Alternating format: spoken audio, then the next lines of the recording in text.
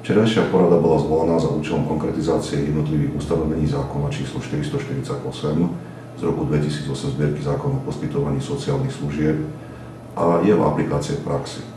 Tento zákon, účinný od 1.1.2009, bol prijatý Národnou radou Slovenskej republiky s zámerom zvyšovania úrovne poskytovania sociálnych služieb občanom.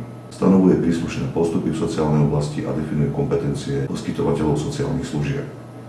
Ak sa ma pýtate, čo prinesie tento zákon obyvateľom nášho zariadenia, to samozrejme ukáže čas. V tejto chvíli je dôležité, že všetci súčasní klienti zariadenia budú aj naďalej umiestnení v našom zariadení a budú im poskytované všetky doterajšie služby. Postupom času bude prehodnotený ich zdravotný stav a budú zaradení do príslušných stupňov v zmysle zákona. V Dome dôchodcov a sociálnych služieb na Podbrezinách sme sa boli opýtať, čo v rámci tohto zákona poskytuje toto zariadenie svojim obyvateľom. Občanom poskytujeme bývanie, zaopatrenie a stravu. Pobyt v zariadení vyplňame aktivitami, ako sú vedomostné súťaže, premietanie videofilmov, krúžok šikovných rúk, vychádzky do prírody, spevokov. Občanom umiestneným v zariadení zabezpečujeme ešte upratovanie obytnej miestnosti, donášku stravy. Podľa záujmu môžu občania využívať cvičenie v telocvični.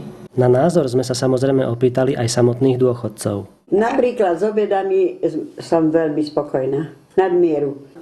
Tuto veľmi dobre varia. Veľmi som spokojná, pretože tak domácky varia, len keby bolo mäsa menej.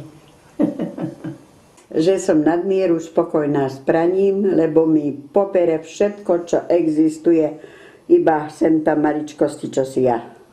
Pekné je, voňavé, perinky len tak šušťa. No a ináč máme rehabilitačné stredisko tu na, veľmi dobre. Pre televíziu Liptov Peter Rybín.